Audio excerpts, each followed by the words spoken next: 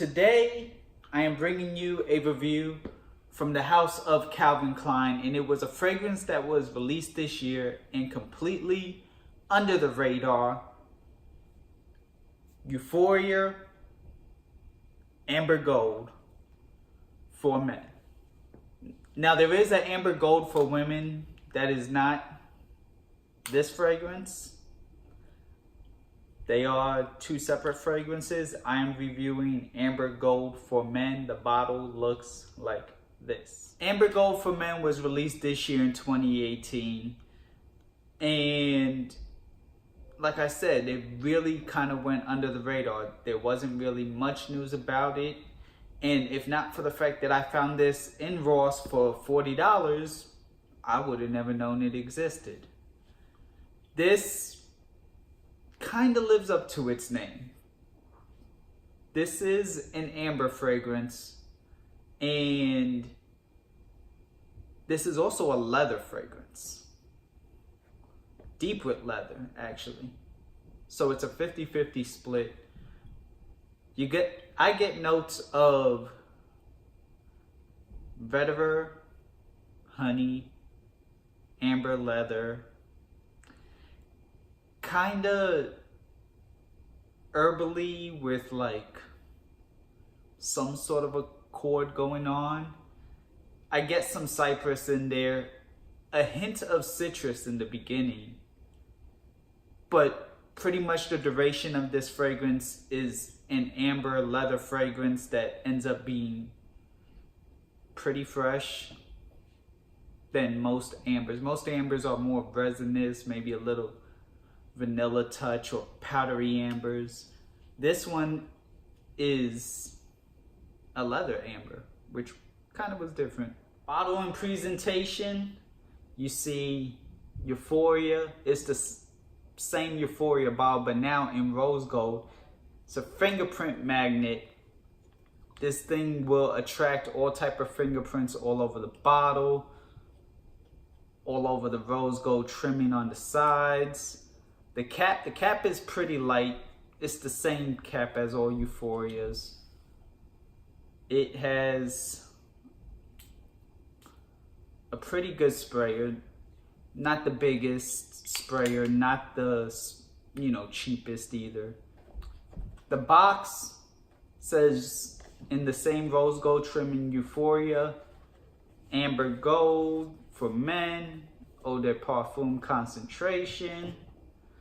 Back, the ingredients, SKU code, and you know what time it is. The projection on this fragrance, and longevity, and sillage, I'm getting 4 hours with this fragrance, surprisingly. The projection, initially upon opening spray, it's a good 4 feet projection, 3.5, 4 feet sillage. After about 2.5 hours, this fragrance takes a serious dip and comes down to a foot, maybe even less than a foot of projection and sillage.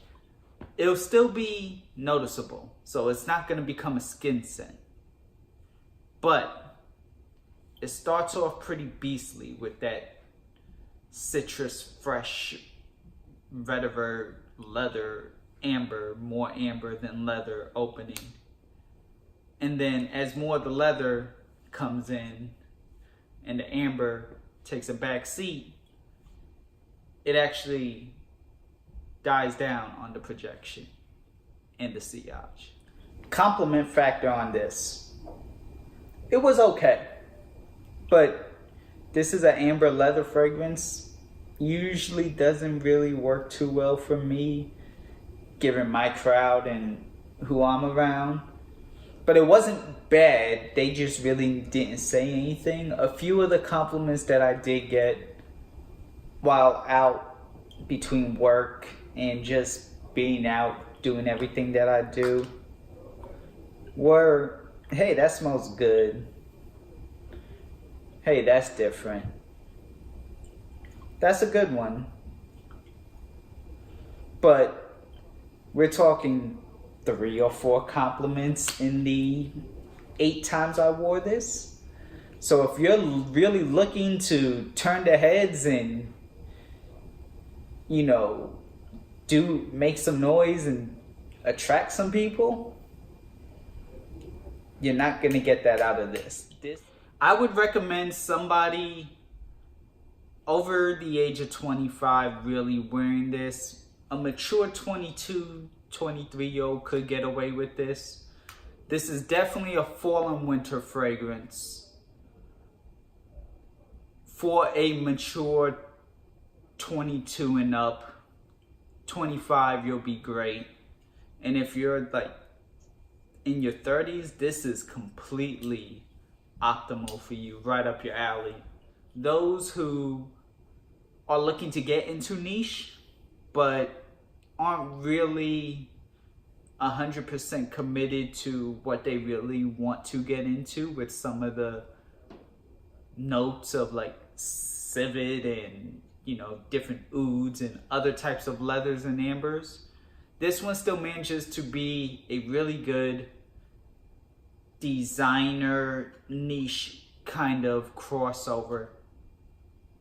Kind of like what Prada Amber Pour Homme Intense or Gucci Pour Homme 1 were. People used to say it's niche quality. That's kind of what this is. Not saying that this necessarily smells like either of those two, but this is a niche quality type of scent. And surprising from the house of Calvin Klein, because they usually just make fresh stuff. Does this smell like this?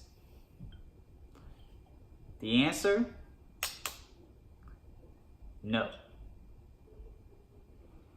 The only thing these two have in common is that they're amber fragrances.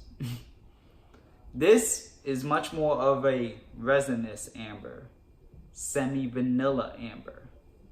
This definitely takes a twist with the leather in this and the use of vetiver and cypress and dash of honey. This is much softer than this. But both of them are still really good fragrances. But you buying this does not mean you got a cheaper version of this. Really, my only gripe with Amber Gold is that it's so damn hard to find. I mean, I found it, so good job me. But I'm here making a review telling you that, hey, you should buy it or you should try it. And I don't know where, because I've actually been looking on the eBay, on the discount sites, on Calvin Klein themselves. Cannot find it. But I know some people who have, so check your Vosses and check your Marshalls and check your TJ Maxx's or any store that is by you that does what they do, because you might find this one. I found this in my local Voss,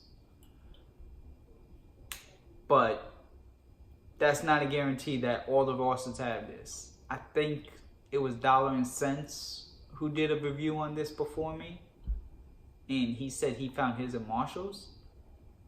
So there you go. Check Ross, check Marshalls. Keep checking eBay if you really want to get a hold of this. 3.4 ounce for $40, not a bad play, especially for the fall. It's something different from all this Blue D Chanel, and don't get me wrong, I love Blue D Chanel, but Blue D Chanel Parfum and Sauvage this and Embroxin that. This was a nice twist to see a designer house still do something different. If you've tried Amber Gold for men or women from Calvin Klein. Please let me know. Leave a comment down below. If you want to try it also, please leave a comment down below. If you would like to subscribe to my Instagram for other content outside of whatever I release on this channel. Some of you kind of knew I got Amber Gold before I released the Subscriber's Choice video because they saw on my Instagram stories. The channel is at @AnUnaveragedJoe, @_UnaveragedJoe. Thank you all for watching. There will be more videos on the way. Have a good one. And on to video number 2 for Subscriber Choice.